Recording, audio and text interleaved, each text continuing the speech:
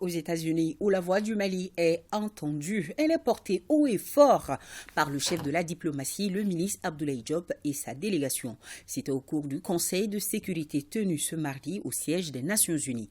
La Fédération de Russie et d'autres pays comme les États-Unis et la Chine réaffirment leur soutien aux autorités de la transition. Aïssata Ibrahim Maïga nous en parle.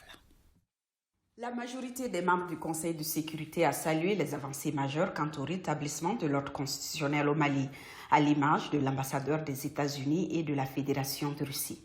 L'autorité de transition, attendue de longue date, a progressé sur la voie de la démocratie et de l'ordre constitutionnel, notamment en adoptant une nouvelle législation électorale et en présentant un projet de constitution. Nous exhortons les autorités de transition à surmonter les rivalités politiques internes afin d'accélérer le processus de transition. Les dirigeants doivent se préparer au référendum constitutionnel ainsi qu'aux élections législatives et présidentielles. La situation au Mali se stabilise.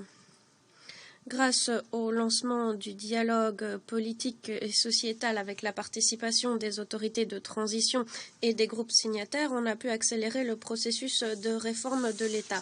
On a donné un véritable nouvel élan à la mise en œuvre de l'accord de paix d'Alger.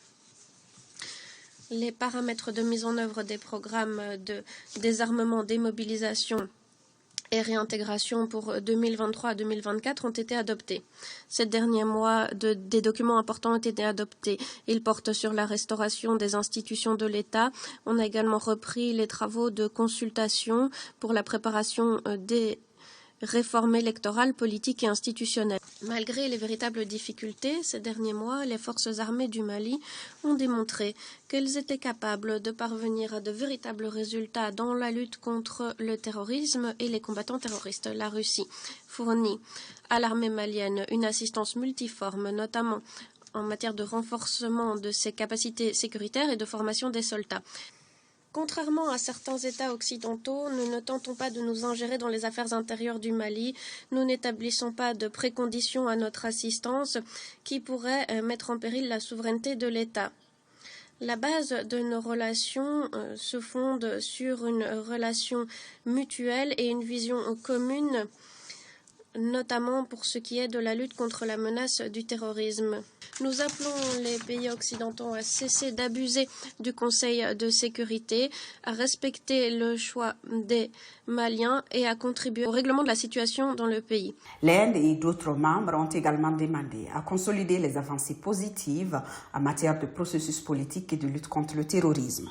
La revue stratégique de la MINUSMA, un cadre pour réévaluer les attentes du Mali, a été fortement réclamée par les membres du Conseil de sécurité.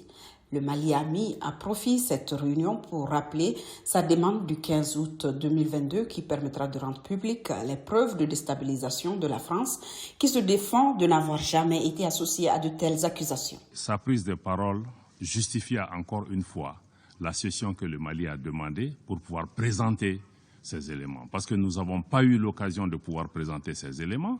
Je souhaite maintenant que la France a commencé à répondre, qu'elle donne son accord pour que nous puissions avoir cette session où, dans les plus brefs délais, l'État malien amènera à la face du Conseil de sécurité, à la face du monde, des preuves concrètes et tangibles de ce que nous mettons en avant. Il y va de la crédibilité du Mali.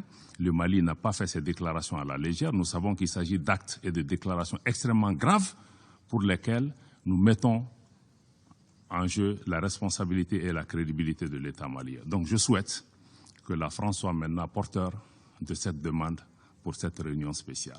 Cette riposte inattendue du Mali sur la question conforte face à une France qui se croit tirée d'affaire après son droit de réponse.